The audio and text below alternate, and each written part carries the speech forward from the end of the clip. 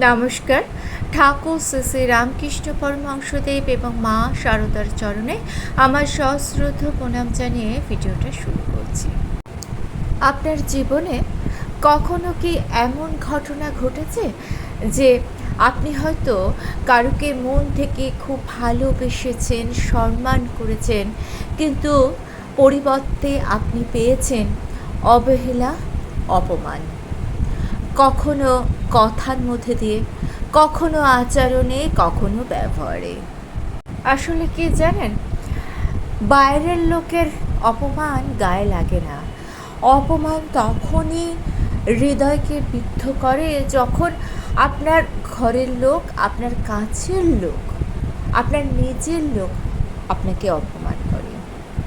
ঠাকুর শ্রী শ্রী রামকৃষ্ণ পরমহংসদেব একটা মূল্যবান কথা বলেছিলেন। তিনি বলেছিলেন, যার ভেতরে শক্তি আছে তাকে কখনো ছোট করা যায় না। এর অন্তর্নিহিত অর্থ বাইরের অপমান, আঘাত নয়, ভেতরের দুর্বলতাই মানুষকে ভাঙে। গীতাতেও শ্রীকৃষ্ণ অর্জুনকে বলছেন, আমরা নিজেরাই নিজেদের বন্ধু, নিজেরাই নিজেদের শত্রু। আজকে এই ভিডিওতে 5টি লক্ষণের কথা বলবো। যে 5টি লক্ষণ যদি আপনার মধ্যে থাকে তাহলে আপনি জানবেন কেউ কোনোদিন আপনাকে অপমান করতে পারবে না। আর সব থেকে শক্তিশালী লক্ষণটা শেষে বলবো, কারণ ঠাকুর শ্রী শ্রী রামকৃষ্ণদেব বলেছিলেন এই গুণটা থাকলে মানুষ ভেতর থেকে অটুট হয়ে যায়। তাই ভিডিওটা সম্পূর্ণ দেখার অনুরোধ রইল। প্রথম যে লক্ষণটার কথা বলবো সেটা হচ্ছে নিজের মূল্য নিজে বুঝুন। বর্তমানে একটা সমস্যা রয়েছে। বর্তমানে মানুষ অন্যের ওপর নির্ভরশীল হয়ে পড়ছে।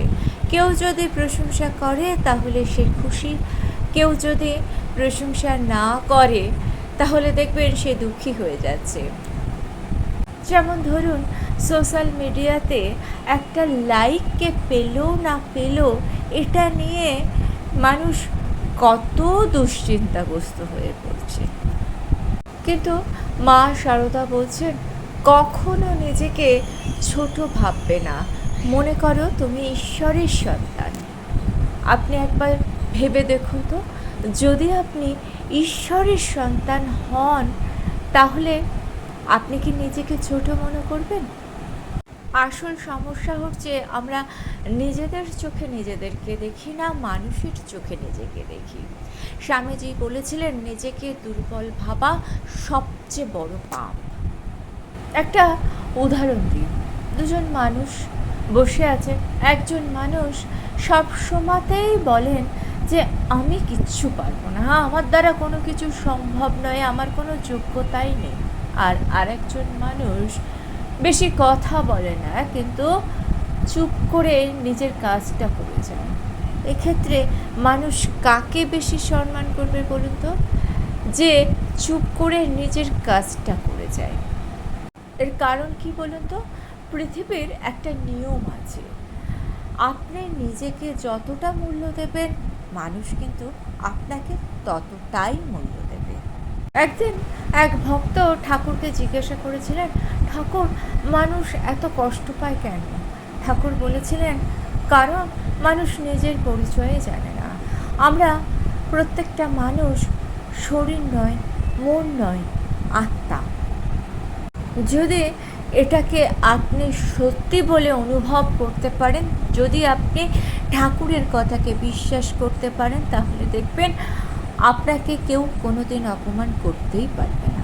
কিন্তু জানেন, একটা সমস্যা আছে। অনেক মানুষেরই আত্মসম্মান আছে, কিন্তু তা সত্ত্বেও তারা অপমানিত হয়। কারণ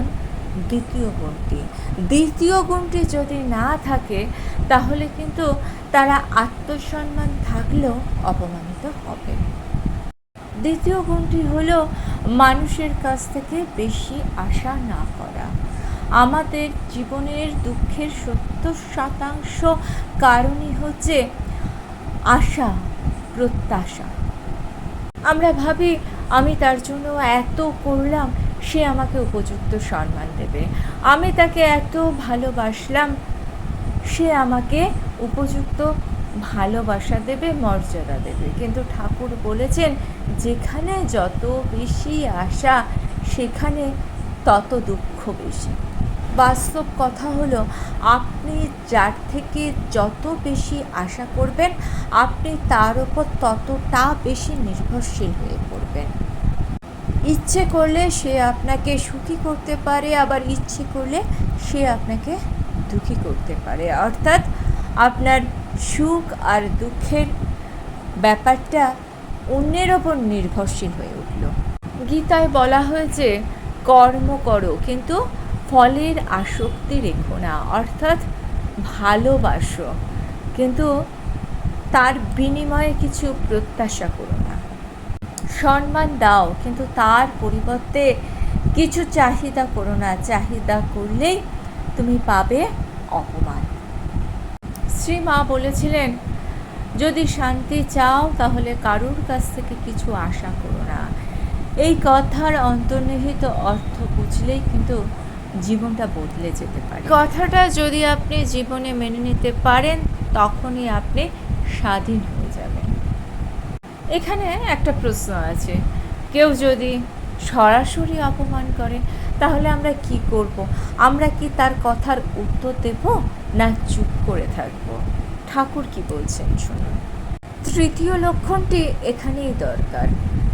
আসুন জেনে নে তৃতীয় লক্ষণটি কি। আমাদের রাগকে নিয়ন্ত্রণ করা অত্যন্ত প্রয়োজন। আমাদের কি হয় বলুন তো, আমরা যখনই রেগে যাই, তখনই আমরা সঙ্গে সঙ্গে তার প্রতিক্রিয়া স্বরূপ কিছু বলে ফেলি। রাগ হলে আমরা এতটাই আবেগপ্রবণ হয়ে যাই, আমাদের মনে হয় উত্তরটা এখনই দিতে হবে। কিন্তু স্বামীজি বলছেন, যে নিজেকে নিয়ন্ত্রণ করতে পারে সেই হচ্ছে সব থেকে বেশি শক্তিশালী। একটি বাস্তব উদাহরণ দিই। দুটি মানুষকে অপমান করা হলো। একজন মানুষ সঙ্গে সঙ্গে প্রচণ্ড চিৎকার চেঁচামেচি করল, আর আরেকজন মানুষ শান্ত থাকলো। 1 বছর পর দেখবেন কোন মানুষটা সম্মান পাবে জানেন? যে মানুষটা শান্ত ছিল। 1 বছর পর কথাটা কেন বললাম বলুন তো? কারণ সময় সব কিছুকে দেখিয়ে দেয়। সব সময় চিৎকার করে প্রতিবাদ করার প্রয়োজন হয় না। সময়ই আসল সত্যিটা সবার সামনে তুলে ধরে আনে। তাই তো শ্রী মা সারদা দেবী বলছেন, সহ্য করতে শিখলে শান্তি পাবেন। সহ্য মানে কিন্তু দুর্বলতা নয়, সহ্য মানে শক্তি। কারণ প্রতিক্রিয়া সহজ, কিন্তু নিজেকে নিয়ন্ত্রণ করা হচ্ছে সবচেয়ে বেশি কঠিন। কিন্তু একটি গুণ আছে, যেটা থাকলে মানুষ আপনাকে অপমান করার সাহসটাই পাবে না। চতুর্থ লক্ষণটা এর মধ্যে নিহিত আছে। চতুর্থ লক্ষণ হচ্ছে চরিত্র। এখন মানুষের একটা সমস্যা কি বলুন তো, মানুষ এখন দেখে কার কত বেশি টাকা পয়সা আছে, কার গাড়ি আছে, কার কত বড় বাড়ি আছে, কে বেশি উচ্চ পোস্টে বসে আছে, কে কত বেশি সুন্দর। কিন্তু একটা কথা ভেবে দেখুন তো, টাকা পয়সা আজ আছে কাল নেই, উঁচু পোস্ট আজ আছে কাল নেই। মানুষের সৌন্দর্য সে তো ক্ষণস্থায়ী, আজকে আছে, দুদিন পরে সে থাকে না। কিন্তু চরিত্র মৃত্যুর পরেও কিন্তু থাকে। একটা মানুষ যখন ইহলোক ছেড়ে চলে যায়, তখন অন্য মানুষেরা তাকে সম্মান করে, ভালোবাসে একমাত্র তার চরিত্রের জন্য। স্বামীজি বলছেন, চরিত্র হচ্ছে মানুষের সব থেকে শক্তিশালী গুণ। প্রতিভা অনেকেরই থাকে, প্রতিভা মানুষকে পরিচিতি দেয়, কিন্তু চরিত্র মানুষকে সম্মানিত করে। একটা বাস্তব সত্য, আপনি যদি আজ অনেক অর্থবান হন, তাহলে মানুষ আপনাকে আপনার সামনে সম্মান করবে। কিন্তু আপনি যদি চরিত্রবান না হন, সেক্ষেত্রে মানুষ আপনার সামনে হাসবে আর পেছনে আপনার নামে নিন্দে করবে। কারণ পৃথিবীর একটি নিয়ম আছে, মানুষ আপনার সাফল্যকে দেখে কিন্তু সম্মান দেয় আপনার চরিত্রকে। একটি বাস্তব উদাহরণ দিই। দুজন মানুষ আছেন, একজন খুব ধনী কিন্তু খুব অহংকারী, আর আরেকজন মানুষ খুব সরল সাধারণ, একেবারে অহংকার শূন্য। মানুষ বিপদের সময় কার পাশে এসে দাঁড়াবেন জানেন? যে নির্ভেজাল, যে অহংকার শূন্য, যে সরল সাধারণ, তার পাশে এসে দাঁড়াবেন। জীবনের একটা সত্যি কথা কি জানেন তো? জীবনের একটা সত্যি বাস্তব কথা হলো, মানুষ টাকার জন্য আপনার পাশে আসে কিন্তু চরিত্রের জন্য আপনার সাথে থাকে। অনেক সময় মানুষ আপনাকে অপমান করবে, কারণ সব মানুষ আপনার ভালো চায় না, কিন্তু আপনার চরিত্র যদি ঠিক থাকে তাহলে আপনি নিজের থেকে একটা শক্তি পাবেন এই জেনে যে আপনি নিজের ভেতর পরিষ্কার আছেন। তাই মানুষ যদি আপনাকে অপমান করে, সেই অপমানে আপনি ভেঙে পড়বেন না। তাই আজ থেকে নিজের কাছে প্রতিজ্ঞা করুন, যে যাই বলুক আমি আমার নিজের চরিত্র থেকে কখনো সরে আসব না। জানবেন, অন্যের করা অপমান মানুষকে ছোট করে না, মানুষকে ছোট করে তার চরিত্র। অন্যের করা অপমানে যদি আপনি তারই মতো প্রতিক্রিয়া দেখান, তাহলে কিন্তু সে জিতে গেল, আপনি হেরে গেলেন। এইবার আসি সব থেকে শক্তিশালী লক্ষণ, যেটা ঠাকুর বলেছেন, এবং যে লক্ষণটা থাকলে আপনাকে কেউ কোনোদিন অপমান করতে পারবে না।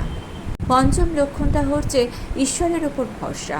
মানুষের ওপর ভরসা করলে সে আপনার পাশে থাকতেও পারে, নাও থাকতে পারে, কিন্তু আপনি যদি ঈশ্বরের উপর ভরসা করেন, ঈশ্বর কিন্তু সব সময় আপনার সাথে থাকবেন, পাশে থাকবেন। ঠাকুর বলছেন সব কিছু ঈশ্বরের ওপর ছেড়ে দাও। এর মানে কিন্তু এই নয় কর্ম করো না, কর্ম করো, সৎ থাকো, কিন্তু ঈশ্বরকে বিশ্বাস করো, ঈশ্বরের কাছে নিজেকে সমর্পণ করো, দেখবে ফল আপনি পাবে। অন্যের কাছে নিজের দুঃখের কথা বলবেন না, সেক্ষেত্রে মানুষ আপনাকে দুর্বল ভাববে।